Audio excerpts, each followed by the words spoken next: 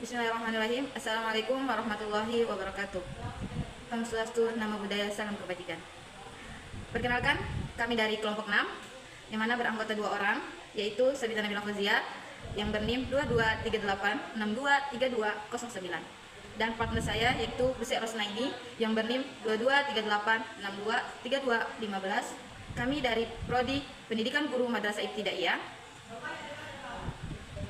Dan terima kasih kepada dosen pengampun kami, yakni Muhammad Rizal Effendi, SPD, MPD, yang telah memberikan kami tugas yang berjudul Metode Pembelajaran Ilmu Pengetahuan Sosial. Baik teman-teman, sebelum kita melaju ke materi yang lebih intim, kita perlu mengetahui dulu standar kompetensi dasar ilmu pengetahuan sosial di tingkat SD maupun di tingkat MI, yang mana meliputi bahan kajian yang perlu kita ketahui tentang ilmu pengetahuan sosial, yaitu dari sejarah, geografi, ekonomi, dan sosial, dan lain-lainnya juga. Dalam mata pembelajaran IPS ini, yang mana bertujuan untuk mengembangkan potensi peserta didik, ya agar mereka itu peka terhadap masalah sosial yang terjadi pada masyarakat atau lingkungan mereka. Model pembelajaran yang terpadu dalam ilmu pengetahuan sosial ini merupakan salah satu cara mengimplementasikan kurikulum yang dianjurkan untuk diaplikasikan pada seluruh jenjang pendidikan, yang mana pada hakikatnya merupakan suatu pendekatan pembelajaran baik secara individual maupun secara berkelompok. Baik teman-teman, kita sudah mengetahui apa tadi standar kompetensi ilmu pengetahuan sosial di tingkat MSD dan tingkat MI. Maka dari itu kita juga harus mengetahui ilmu pengetahuan itu sebagai mata pembelajaran, yang mana dalam ilmu pengetahuan sosial ini terbagi menjadi 3 bagian dalam mata pembelajaran. Yang pertama itu ilmu pengetahuan sosial, kedua yaitu karakteristik mata pelajaran ilmu pengetahuan sosial, yang ketiga yaitu tujuan pembelajaran ilmu pengetahuan sosial. Oke, sebelum itu saya menjelaskan dulu apa itu tentang pengertian ilmu pengetahuan sosial. Yang perlu kita ketahui bahwasanya ilmu pengetahuan sosial itu merupakan integrasi dan berbagai cabang ilmu sosial, yang mana ilmu pengetahuan sosial ini atau studi sosial itu merupakan bagian dari kurikulum sekolah yang diturunkan dan diisikan dengan materi cabang-cabang ilmu sosial tadi. Yang kedua yaitu karakteristik mata pembelajaran ilmu pengetahuan.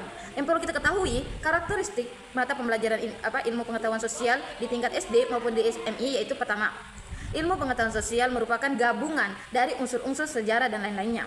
Yang kedua yaitu standar kompetensi dan kompetensi ilmu dasar ilmu pengetahuan sosial berasal dari struktur yang dikemas sedemikian rupa sehingga menjadi pokok pembahasan atau topik dari tema tertentu. Yang ketiga yaitu standar kompetensi dan kompetensi dasar ilmu pengetahuan yang juga menyangkut pendekatan interdisipliner dan multidisipliner.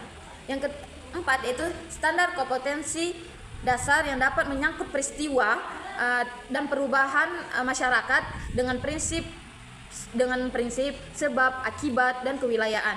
Dan ada pun juga beradaptasinya dan pengelolaan lingkungan, yang mana dalam pengelolaan lingkungan itu struktur, proses, dan masalah sosial serta upaya-upaya perjuangan hidup agar tersurvei, seperti contohnya penemuan kebutuhan, kekuasaan, keadilan, dan jasmani keamanan.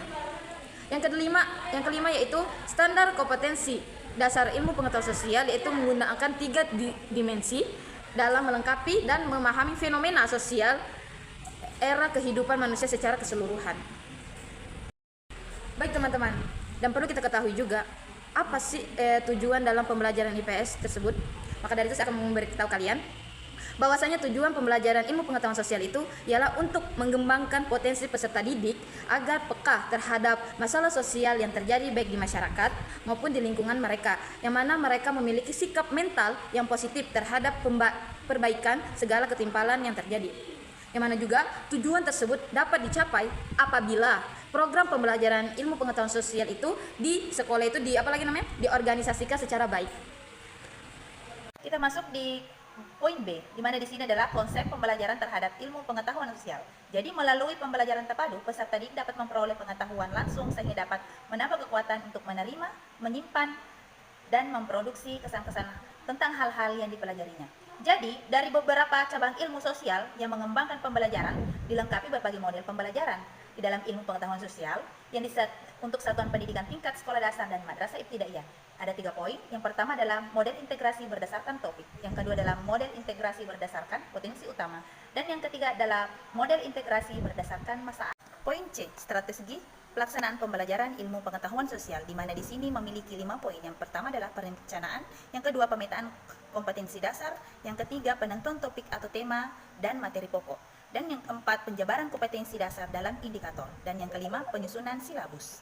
Kita masuk di poin D, di mana di sini adalah model pelaksanaan pembelajaran ilmu pengetahuan sosial, di mana model pelaksanaan pembelajaran dapat melalui 4 poin. Yang pertama adalah kegiatan pendahuluan atau awal pada saat mengajar, yang kedua adalah kegiatan inti pembelajaran, yang ketiga adalah kegiatan akhir atau penutup, yang bisa dilanjuti dengan tindak lanjut ke poin 4 adalah penilaian.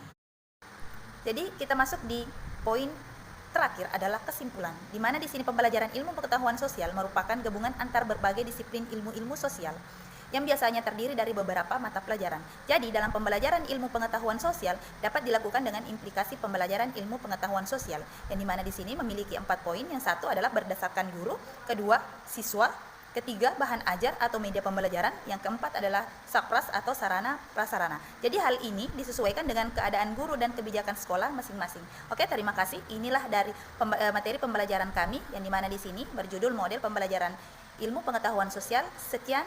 Wabillahi taufiq wal hidayah. Wassalamualaikum warahmatullahi wabarakatuh.